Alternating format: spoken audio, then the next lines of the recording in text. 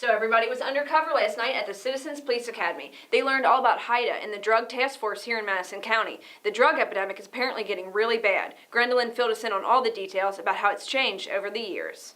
When you donate to the Habitat Restore, you do more than just clear out stuff from your home or office. By donating it to the Restore, you can help build a new home for someone in need. The donation is tax deductible, and they will even come pick it up from you. Check out the Restore for yourself, located behind the Richmond Mall or on Facebook.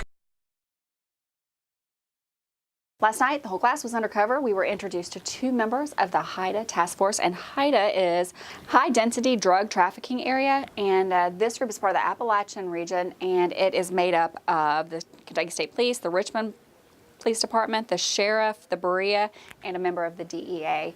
And this is a task force that targets drug activity in this area and trying to put a stop to the epidemic, really, that's going on right now. We talked about all kinds of different drugs from the schedules, Schedule 1, 2, 3, class, whatever, drugs, narcotics and non-narcotics, and how they're classified, and the different stages of being high. So it's just absolutely heartbreaking to think of the consequences that it doesn't just affect the person who's using it. It affects the families, it affects the children, it affects the community.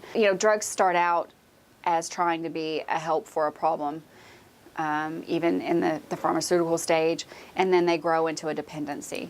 That's what we saw with the pill mills. We talked a lot about the pill mills and how a few years ago it was nothing. The High 75 corridor was just, booming. People were going on their way to Florida, getting, thousands of dollars worth of pills for a couple $100 and then, spreading them out when they got here.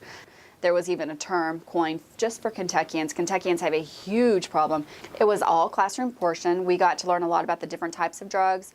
They brought in a little sample of, I think it was heroin, fentanyl, and carfentanil, and the different amounts. And you can see on the vials what a small amount it takes. So next week we are meeting, it's another field trip for the DOCJT. We are meeting outside of our normal classroom, and we're gonna do field activities with emergency response. So all the field trips we've taken so far have been really interesting, so I'm sure this is not gonna let down. Next week is our last classroom or last activity before our graduation. Now we have postponed our K9 discussion to the graduation night. So 2 more weeks and we're done. It's hard to believe it's gone by really fast.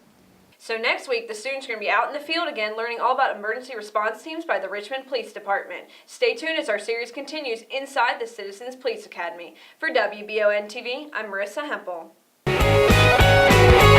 Get the inside look every Tuesday when Gwendolyn goes to the Citizens Police Academy. Posted each week at WBONTV.com. We'll see if she gets her badge.